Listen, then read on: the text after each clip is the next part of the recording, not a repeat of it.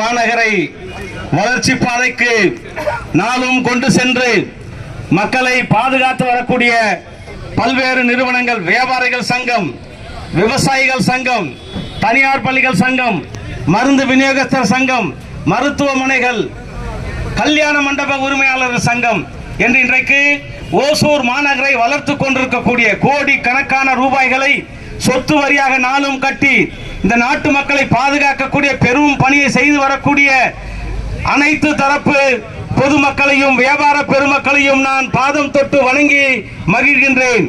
இன்றைக்கு ஓசூர் மாநகராட்சி ஒரு பெரிய கொள்ளை கூடாரமாக மாறி இருக்கிறது.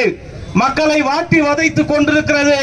மக்களுக்கு தேவையான குடிநீர் வசதியை, கழிப்பிட வசதியை, சாலை வசதியை, மின்சார வசதியை செய்து தராமல் லட்சக்கணக்கில் லஞ்சம் வாங்கிக் கொண்டு கொள்ளையடிக்கிற ஒரு கொள்ளை கூட்டமாக ஓசூர் மாநகராட்சி நாளும் மாறி வருவதை கண்டிப்பதற்காக இன்றைக்கு நியாயவான்கள் மக்கள் வரிப்பணமாக செலுத்தி மக்களின் வளர்ச்சிக்கு செய்ய வேண்டிய காரியத்தை செய்யாமல் இருக்கிற நிலைக்கு நீதி கேட்டு இன்றைக்கு நாங்கள் தெருவுக்கு வந்திருக்கின்றோம்.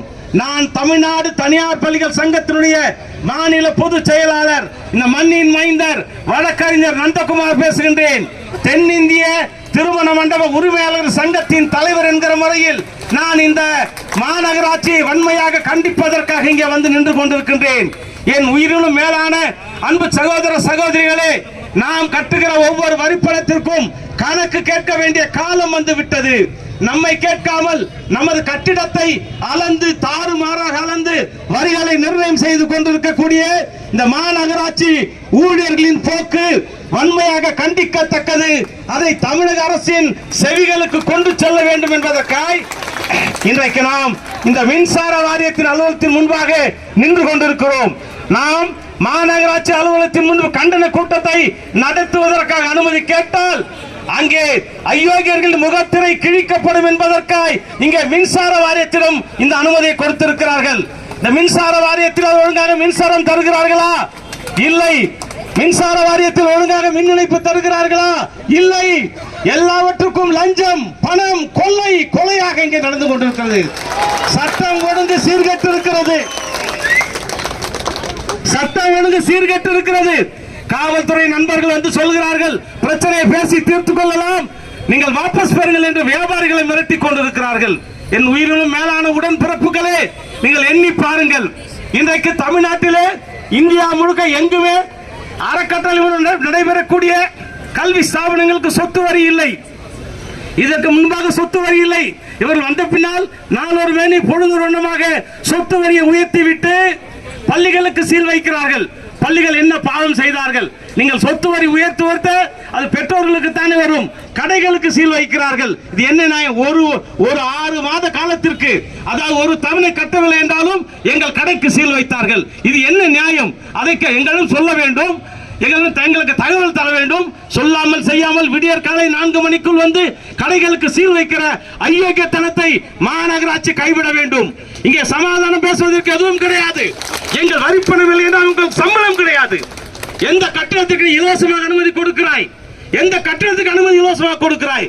வரிக்கு வரி, அடிக்கடி வரி போட்டு, வரிக்கு வரி மேல் வரி போட்டு, வரிக்கு அபராதம் போட்டு, வட்டி போட்டு வசூலிக்கிற ஒரு கேவலமான ஒரு முறையை நாங்கள் எந்த வகையில் அனுமதிக்க வேண்டும்? கொரோனா காலத்தில் மூடி இருக்கிற கடைகளுக்கு, மூடி இருந்த கடைகளுக்கு எல்லாம் நீ வரி போடுகிறாயே, அதை தள்ளுபடி செய்கின்ற என்று எங்கள் வியாபாரிகள் சங்கம் கேட்டது தவறா? 7 ஆண்டுகளுக்கு முன்பான குப்பை வரியை நீங்கள் கேட்கிறீர்களே, அது எந்த வகையில் நியாயம்? அல்லாத குப்பைக்கு நாங்கள் ஏன் வரி கட்ட வேண்டும்? வீரபாண்டிய கட்டபொம்மனே, யாரை கேட்கிறாய் வரி? எதற்கு கேட்கிறாய் வரி? கேட்டானா இல்லையா? 100 ஆண்டுகள் கடந்து விட்டோம். இன்றைக்கு ஜப்தி செய்கிறார்கள். அந்த வெள்ளையனை விட இந்த கொள்ளையர்கள் எவ்வளவு மோசமானவர்கள் என்பதை நாம் பார்த்துக் கொண்டிருக்கிறோம். காலம் பதில் சொல்லும். சட்டமன்ற உறுப்பினர் கண்டுகொள்ள மாட்டார், மேயர் கண்டுகொள்ள மாட்டார், ஆணையாளர் கண்டுகொள்ள மாட்டார் என்றால் நாங்கள் எதற்கு உனக்கு வரி கட்ட வேண்டும்? எங்கள் நண்பர்கள் இங்கே சொன்னார்களே, தோழர்கள் சொன்னார்களே, கருப்பு கொடி ஏந்துவோம். இல்லை, ஓசூர் மாநகரை பந்து செய்வோம். ஓசூர் இல்லை என்றால் இன்றைக்கு இந்த உலகம் கிடையாது. இந்த உலகத்தில் இருக்கக்கூடிய அத்தனை பேரும் இங்கே வந்து வாழ்ந்து கொண்டிருக்கிறார்கள், அமைதியாக வாழ்ந்து கொண்டிருக்கிறார்கள். எனவே நீங்கள் தயவு செய்து எங்கள் அமைதியை சீர்குலைத்துவிட வேண்டாம் என்று இந்த கூட்டத்தின் வாயிலாக இது ஒரு எச்சரிக்கை கூட்டமாக மாநகராட்சி அதிகாரிகள் எடுத்துக்கொள்ள வேண்டும்.